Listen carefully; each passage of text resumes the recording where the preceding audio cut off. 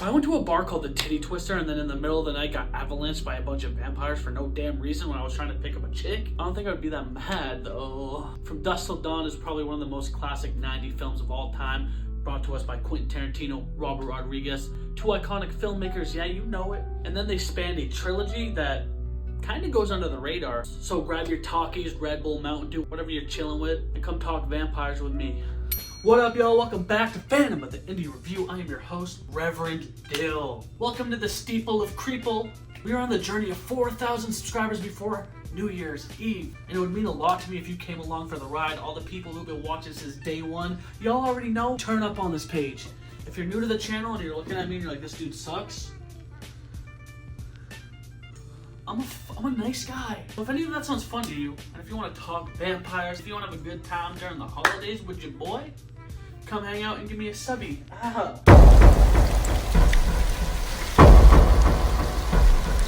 The initial concept of From Dusk Till Dawn was actually developed by Robert Kurtzman himself, who is a film director, screenwriter, but more notable for his special makeup effects works with K&B Effects. And he actually used this movie as a launching pad to start his K&B Effects work. He wanted to take a movie, a horror idea with vampires, and kind of use this as a showcase for his work. So kind of two birds, one stone that I find very interesting. He kickstarted this idea in the late 80s, and then by 1990, Quentin Tarantino signed on aboard to help out as the scriptwriter. And this would mark a historic moment for Tarantino's career with his first ever paid gig. He agreed to write the screenplay for $15,000, but there was another caveat. He would have K&B Effects do the work on Reservoir Dogs also, so the same way Kurtzman was using this movie to showcase his special effects works, he got another bonus package by being able to work on Reservoir Dogs, another highly anticipated film. Kurtzman originally wanted to direct this movie himself, but he had never directed a movie before, so he was like,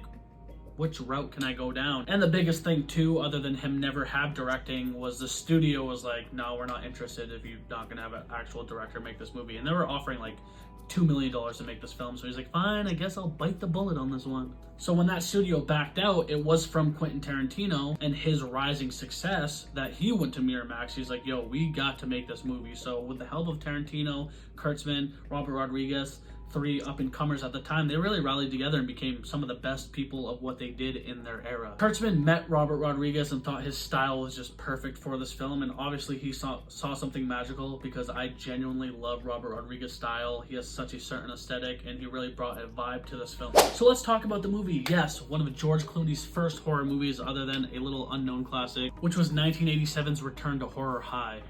And not only was Horror High one of Clooney's first horror movies, it was one of his first theatrical released movies too, so he became to be a star in the making. And right off the bat, this movie is held near and dearly to my heart. I love this film so much. I remember watching it as a young boy at my real dad's house, getting terrified shitless. For some reason, a lot of horror movies, other than Tales from the Crypt, a lot of vampire movies really resonate with me from growing up as a child with my dad. From The Lost Boys, one of my favorites of all time, Fright Night, From Dusk Till Dawn. Yeah, my dad was just a fucking sucker.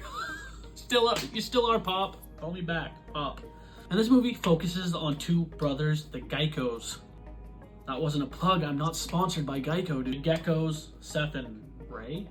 Seth and Richie Gecko, who are on the run from robbing a bank, and they are two of the most notorious bandits in the western United States. And this movie has arguably one of the most iconic opening scenes of all time, with that little convenience store robbery. Michael Parks' iconic role, the dude who's like, I didn't say shoot me. Such an atmospheric and energetic, tense, brutal scene to start off a movie, to really make you decide whether or not you're rooting for these villains or if you just want to see some crazy shit happen.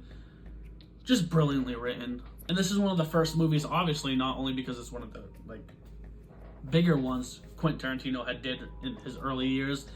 This kind of developed the Tarantino-isms of his dialect and style that a lot of directors went on to kind of emulate, from Rob Zombie to Kevin Smith. A lot of people kind of take from Quentin Tarantino's writing style, in my opinion. This gritty scene is intense from there on, from that epic opening scene to when they kidnap that poor lady and take her back to the hotel, for Seth to be the good guy and Richie to be the unhinged one, and then Richie does some unsavory things to this hostage.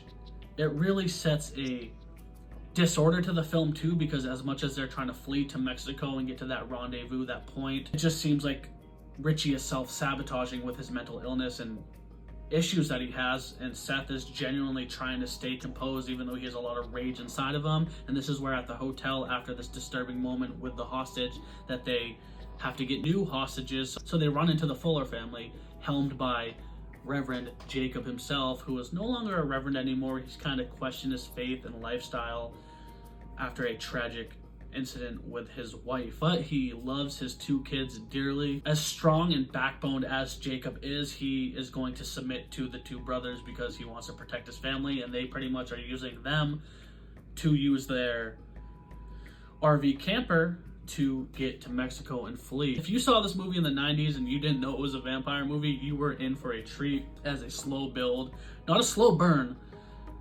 There's a lot of energy and excitement into the parts leading up to the vampire chaos. This movie gets really good. It just creates pretty much like a Western drama. From leaving the hotel to being stuck at the border and almost getting caught by the federale themselves, to get into the bar and seeing that a lot of locals aren't too keen on the white folk being in this bar.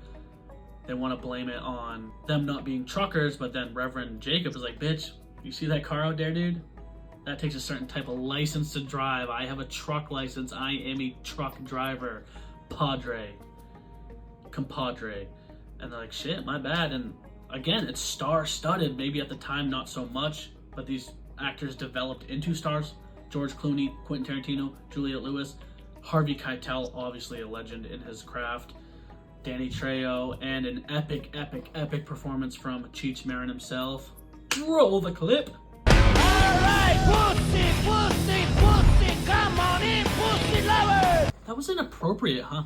And I want to focus on that transition of the very first vampiric scene too, because all that tension is building up between the barmaids and the robbers with their hostages, and it almost happens instantly. Like, on the flip of a switch, the way the characters get caught off guard by the vampires also takes the audience into that whirlwind too, because you're like, what the hell just happened? That was absolutely insane. And I want to just say that the chaos scene of everyone in the bar essentially turning to vampires, with the band going all rock and roll, playing fucking instruments with the corpses, to all the stripper zombies savagely ripping apart the dudes they were just dancing on, to the brawls that ensue, the terror, the chaos. It's such an effective and eerie and jaw-dropping scene, especially for the time. And again, Richard Kurtzman, with his Can-Be effects, was the man to do this, because these vampires are probably some of the best looking vampires I have ever seen in a movie. So gritty, supernatural, very otherworldly and demonic, but very believable. And it's just, from there, the movie fucking full sends, and I love it so much. And with a lot of the surviving victims during this ambush of vampires, they gotta work together. So though these robbers did take these fugitives to Mexico and hold them against their will, they now have to work together, kind of. And George Clooney's character Seth really holds the glue together between being a rough and tough bad guy to, you know, really showing sympathy towards Jacob, or the daughter, who is very young and vulnerable. And he, as much as he kind of has that like guard up where he's like, fuck everyone except for me and my money and my brother, he is also, you can tell, kind-hearted, and I feel like that really carries the role heavily. We have a lot of interesting characters in this movie, and that's a big part of it. The ensemble cast, the little throwaway carnage pieces, they are very peculiar. From the character Frost all the way to Sex Machine, played by another special makeups effects icon, Tom Savini. This movie just has such great pacing, and I want to talk about a few of my favorite parts that really stand out to this movie. One is the design they use for Quentin Tarantino when he transforms into a vampire, very Frankenstein-esque, creepy, because yes, even though he is tall, lanky, and lingering with that creepy kind of like kidnappy aesthetic, when he transforms, he's like this big, bulky, terrifying menace. Salma Hayek's snake design is awesome. Pretty much every design is unique. Each vampire, other than like the minion ones, have their own aesthetic and lore to it, and it's very fascinating, and it's very distinct the way they stand apart. And I just think the designs are phenomenal. One of my favorite lines of all time is when George Clooney is like, I don't believe in vampires. What I believe in is what I see with my own two eyes, and what my own two eyes sees is fucking vampires.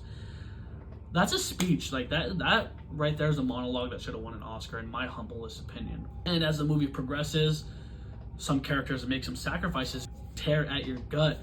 Reverend has to make some intense sacrifices. Richie has to. All these characters that become cannon fodder are really thrown to the fray, and it's very good. And very importantly, I remember one scene as a kid. I don't know why this one got to me so bad. I think it was the acting and the visceral vibe of it, but that scene where the Reverend's son gets like ripped apart by the vampires, like I used to like cover my eyes and like peep through my fingers every time that part came on, because I felt so bad for that kid for some oddball reason.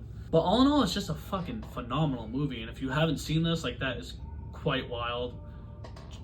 Comment down below and let me know what you think if you have seen it. It's just such a funny, riveting, interesting movie. Using that vampire lore and making your own fresh spin with the Mexican bar, the robbers, the rendezvous.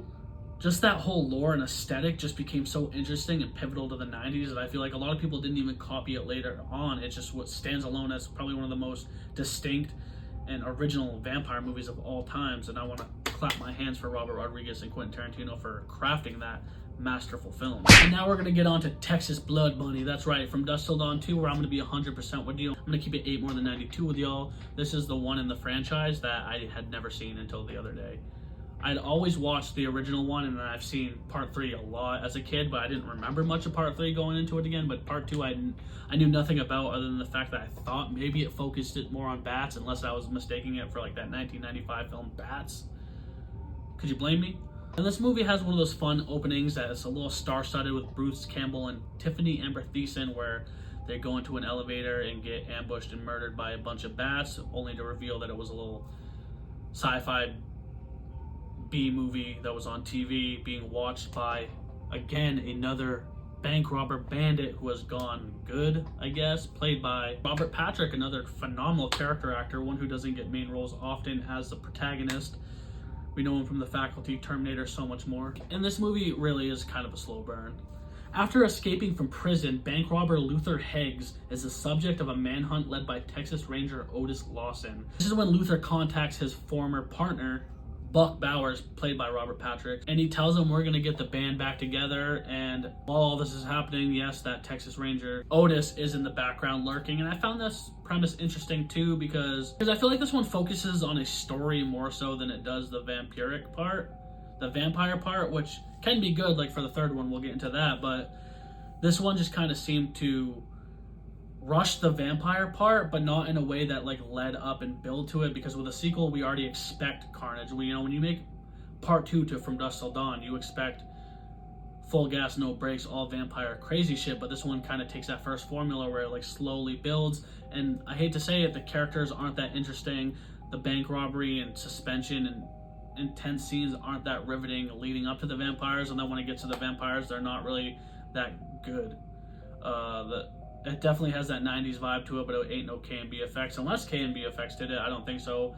There were some really cool, innovative, like indie shots they did, like one with the camera inside the dead skeleton's mouth, some, vampires dissolving editing, and they really tried their best, but it came off really B-movie tier, when I feel like From Dusk Till Dawn really came across as like a Hollywood blockbuster. One part I did want to bring up that I did like about part 2 that I thought was cool, even though they could have utilized it better and more efficiently, was that there was going to be a solar eclipse anytime, blocking out the sun. So when it does come in, it allows the vampires to roam around the streets, and you're like, that is so cool.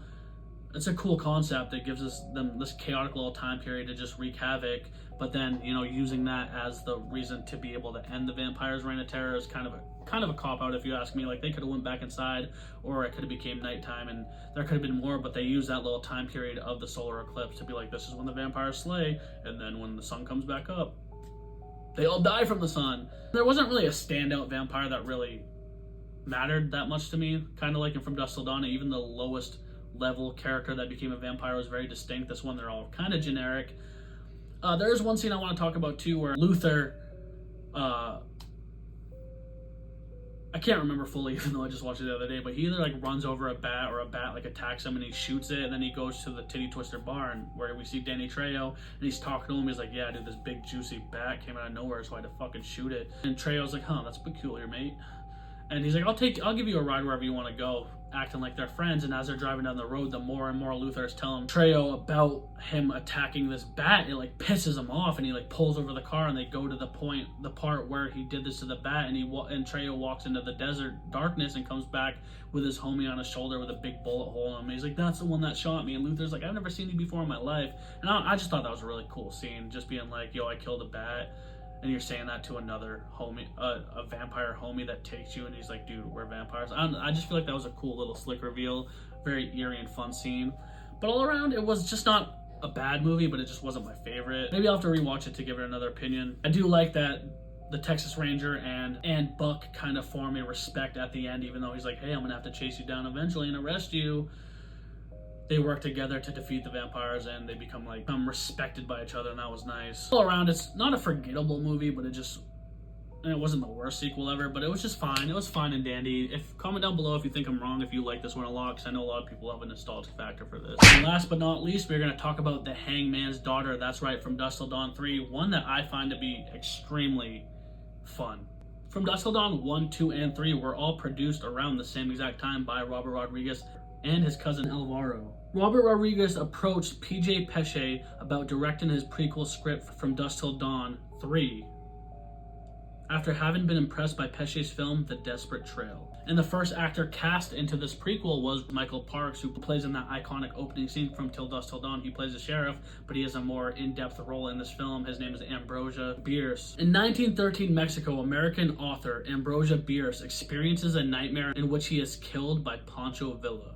Bierce wakes and talks to a local bartender about his intentions to join Villa's Revolutionary Army. He then joins a stagecoach transporting a newlywed couple, John and Mary Newley, who are traveling to Mexico to preach Christianity. But meanwhile, there's a reckoning force on the outskirts of town, and that is outlaw Johnny Madrid, played by Marco Leonardi, and I really like this character a lot. He's very subtle, he's very humble, but very villainous and dark and deep-seated.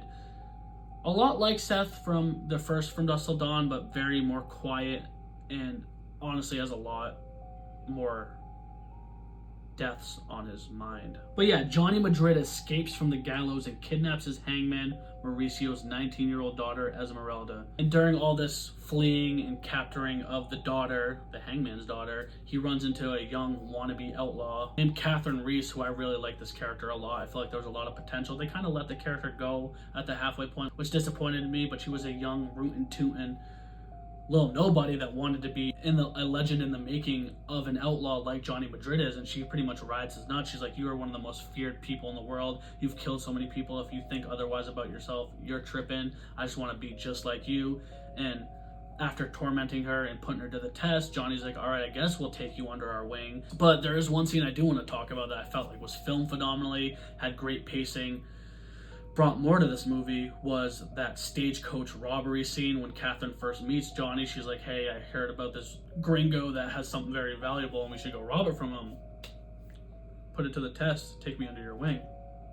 And that scene of them chasing them down on the horseback, shooting with the stagecoach, people shooting at the outlaws shooting at the stagecoach, the suspense, the fast-paced moving of the stagecoach, some great gory practical effects in there. It was just a very fun and riveting scene that I felt like was delivered very well. So when they finally get to that stagecoach and they find out that Ambrose doesn't have shit and the newlyweds are just Christians, they're a little bit disappointed. They're like, Catherine, you did us dirty again. So when Johnny finally takes his anger out on Catherine, it's very disheartening and very unsettling, where he decides right then and there, where he's like, you're not cut out for this, and he makes her step up on an old tombstone, puts a noose around her neck, and just as he's shooting the ground and shooting parts of the little tombstone, he sees that she's scared for her life, and he's like, you ain't cut out to be an outlaw. And it's like, dude, you only gave her like about 30 minutes movie time and probably real time, and this character Catherine just is such a phenomenal actor, such a distinct role, such a fun role. I really liked her a lot. And that scene where she's getting tormented by Johnny and pretty much threatened for her life, she really sells it. And, Johnny's little band of goons are distinct but out of the way. And again, like the first two movies, this one takes a lot of time building up to the vampire part, but in this one, unlike the second one, I'm not trying to sound like a hypocrite, I'm okay with, because genuinely, if you're going to do a prequel and a lore film, I feel like they did this right. They had so much fun information. The aesthetic and Old West vibe was very nostalgic, but it was written and directed well and made you really curious about this From Dusk Till Dawn universe as a whole. Yeah, they could have focused on the vampire lore more, but the Johnny Madrid character is awesome. And and even though the movie takes longer than the first two to show the vampires, I feel like it's done very well, and it really is an exciting movie to watch leading up to that final half-hour mark with the vampires. And that, again, is kind of like a carbon copy of the first movie, where all of a sudden the vampires are there and carnage ensues. But there's another pivotal character who ends up being the Hangman's daughter's mother, who is a vampire that was kind of exiled by her husband, and she is working at the bar. I'm sure it wasn't called the Titty Twister in 1813 or whatever, 1913.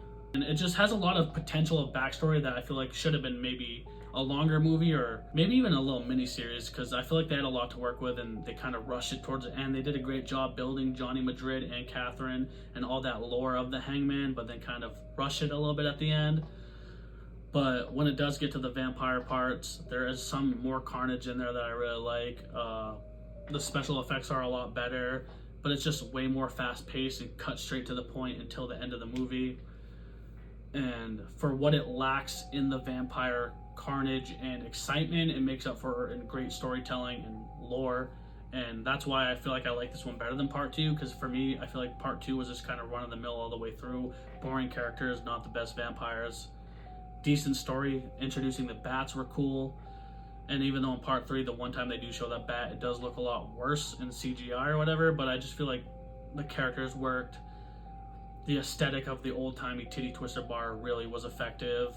The way that it is kind of like a cavernous mansion with all these other obstacles is very interesting. And again, it was just the idea and premise that could have been so much more, which excited me, because it's one of those things like when you read a novel, it doesn't spoon feed you all the information, but you can kind of come up with your own story.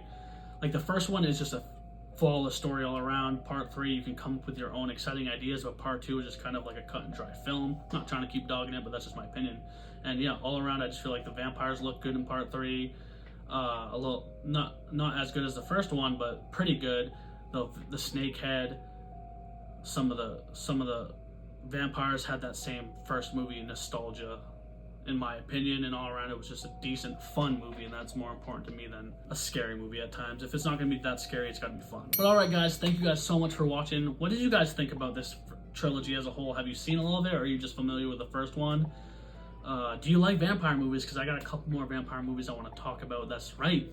I hope you guys have a beautiful holiday. Very Merry Christmas. Whatever holiday you celebrate here at the Drip Fed Dread, we respect it all. You guys are the best. Thanks for requesting this video. It's been a fun one to talk about, just deep diving vampires. I've been wanting to do vampire videos more. Finally got to it. What's your favorite vampire movie of all time? Also let me know. And you guys are the best. So yeah, please subscribe. Give me a thumber, hit that ding-a-ling button harassing you, telling you, hey, it's me, I'm here. And I'm gonna say it one time for the one time and two time for the O's. Give me a hell yeah for horror.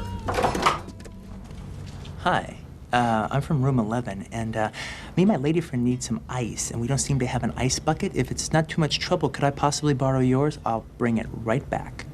We see how disturbed he unravels throughout the movie. He has a dream about his brother, and he wakes up very perplexed. That's when he kills Mother Firefly. And as the movie, he's just slowly descending into uncharted madness. And his investigating is thorough. He even tracks down Cutter, aka Spaulding's brother Charlie, to ambush him and find out where the Fireflies are. That's how he gets a hold of them. And yeah, Charlie tries